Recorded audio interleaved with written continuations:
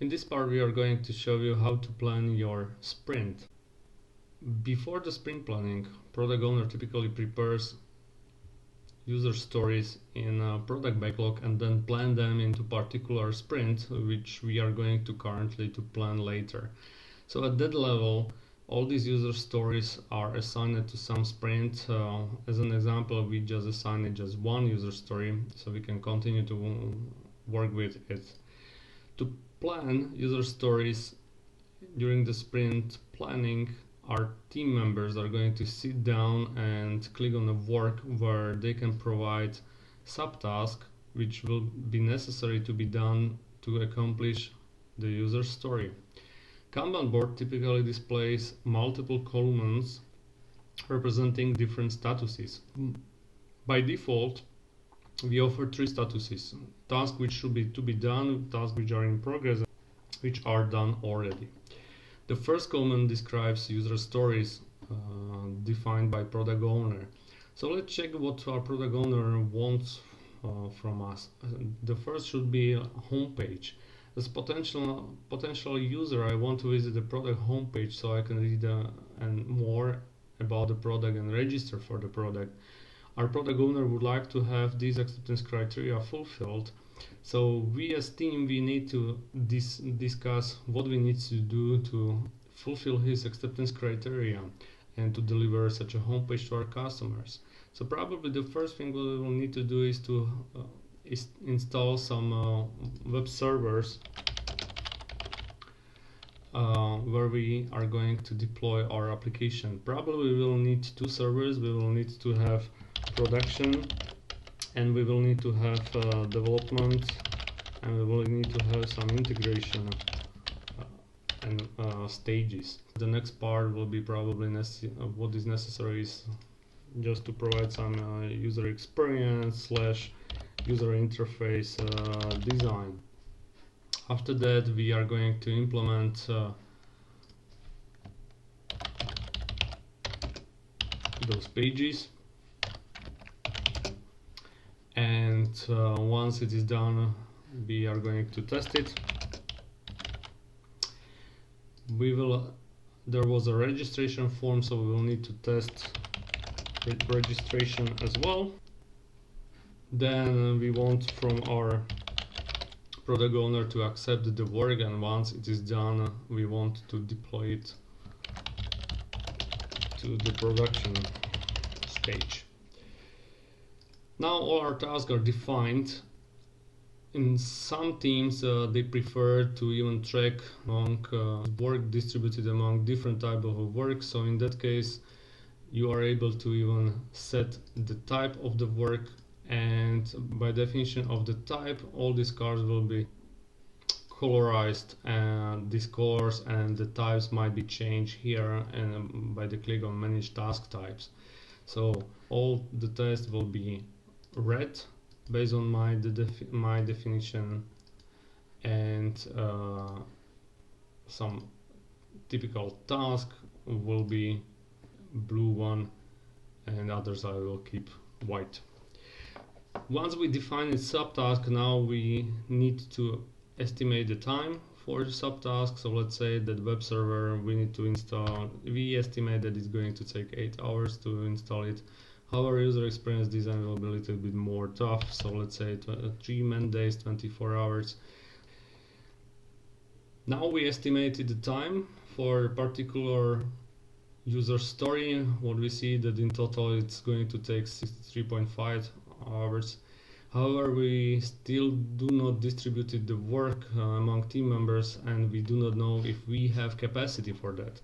ScrumDesk offers capacity planner, so if you click some empty space of your Kanban board, you will see details of your sprint, where you will see list of all team members assigned to the project, and these team members can say how many days they will be in particular sprint at the work and how many hours they are going to work for that project.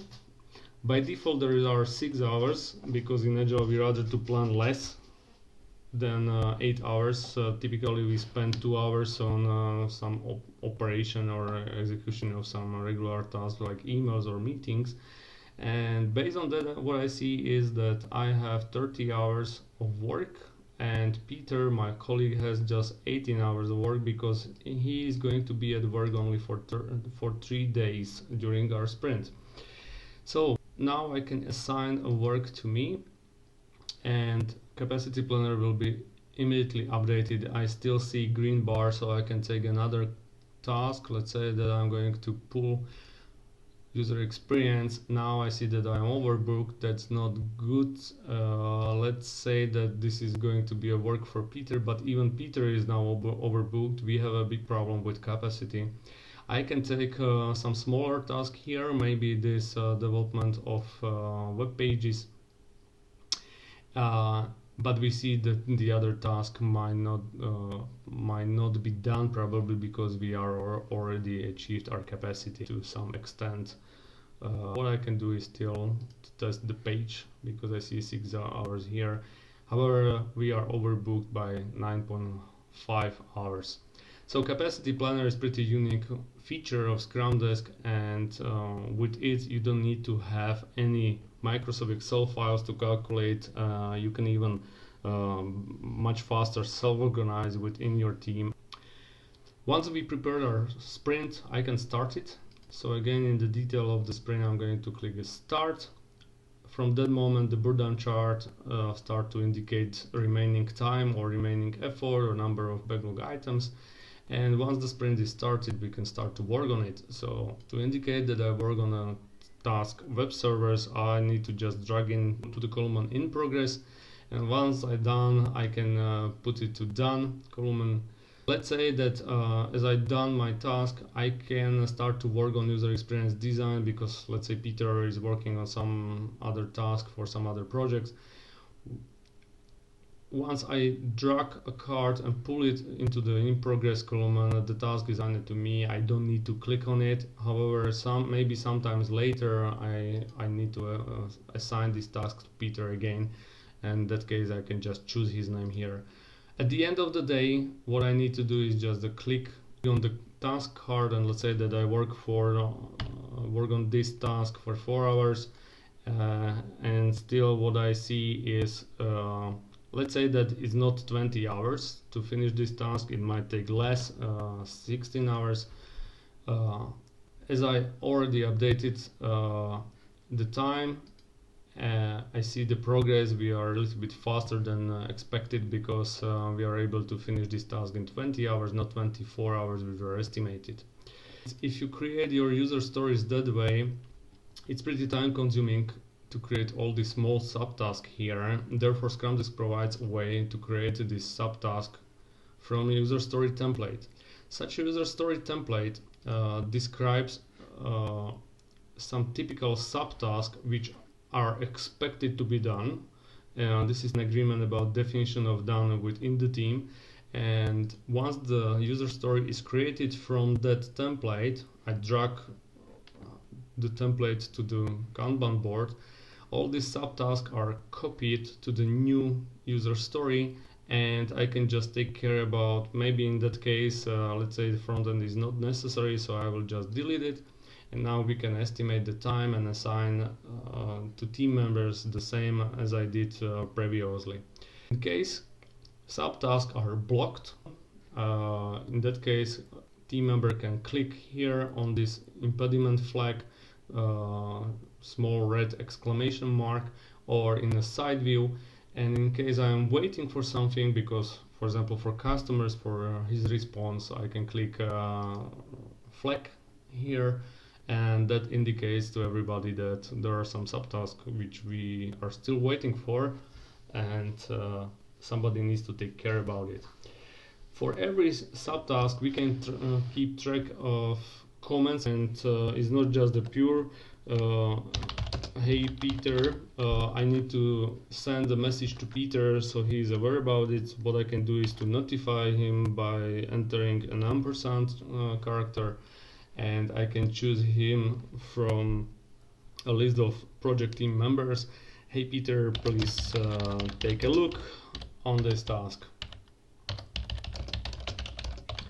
Peter is going to be notified about that, and he will see here some notification bubble. This Kanban board might be filtered. There are fundamental attributes for which you can filter based on.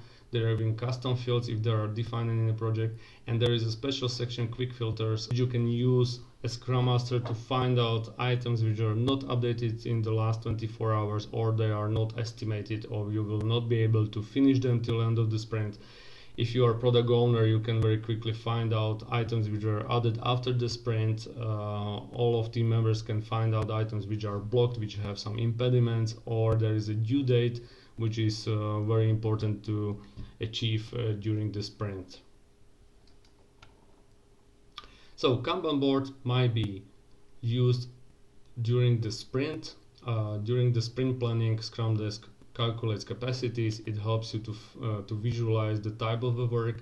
During the sprint itself, you can drag a cart around. You can evidence the number of hours remaining or spent, and you can indicate your blocking issues. All these cards might be bigger or smaller. They might be exported. They might be even printed out